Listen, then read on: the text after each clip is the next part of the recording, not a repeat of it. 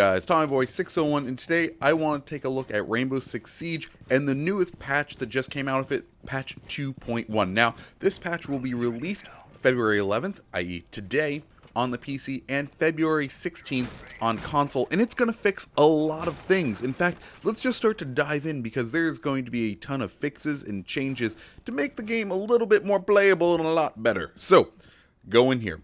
Ubisoft is continuing their initiative to make this a esport. Now players, instead of when playing custom games to try to match up two teams, it used to be that there was someone did have to host, and therefore there was a host bias. Now if you have 10 players in your custom game, it will no longer be hosted by you, but instead on dedicated servers. In addition to this, a spectator mode is being added to these dedicated servers.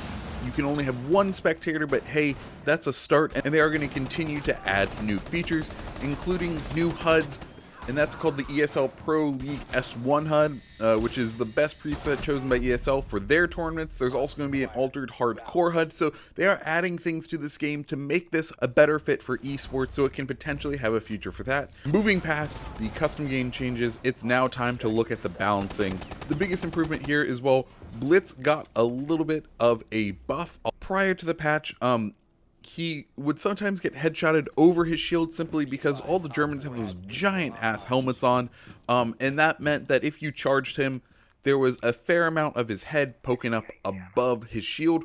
Well, they did change that. They kind of made his head smaller and they extended his shield. I'll go ahead and throw two pictures up so you can see this.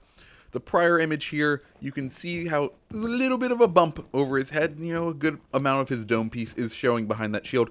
And this is the new picture after the patch, where you can see his head is pretty well behind that shield.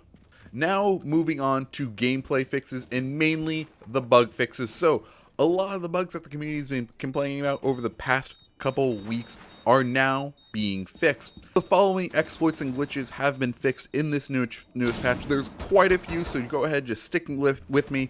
I'm going to be running down them really quickly. First off, the Kapkan glitch, where you could remove his red laser, that has been fixed. Next, you could, by following certain steps, duplicate bandits' batteries. That's been fixed. You were able to clip inside walls using deployable shields. That's fixed. The collar on Buck and Frost's models, if you hit that, instead of it counting as a headshot, it would count as a body shot. That's been fixed. Glaz was able to take down castle barricades with only 4 shots. That's been fixed. Nitro cells will no longer stick to the edge of plants. Switching weapons no longer takes Buck out of his skeleton key mode. Blitz's shield would blind people who were not facing it. That's been fixed. Armored barricades placed by Castle appeared as intact when Castle looked at them, while they were displayed as destroyed by other players. That's been fixed. And basically, the other big thing is Yacht's been fixed. Yeah, so the ceiling glitch on Yacht fixed.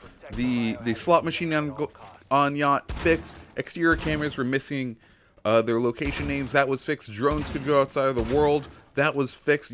Those are all the major changes on Yacht. There's a glitch on the presidential plane where you could get a drone to jump through a wall in the cargo. That's been fixed. A lot of the issues that have been coming up in the past couple of weeks will now be fixed.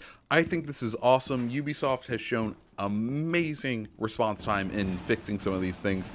The Yacht has only been out for like a week and they've already rushed out a fix for it, so this is great and fantastic.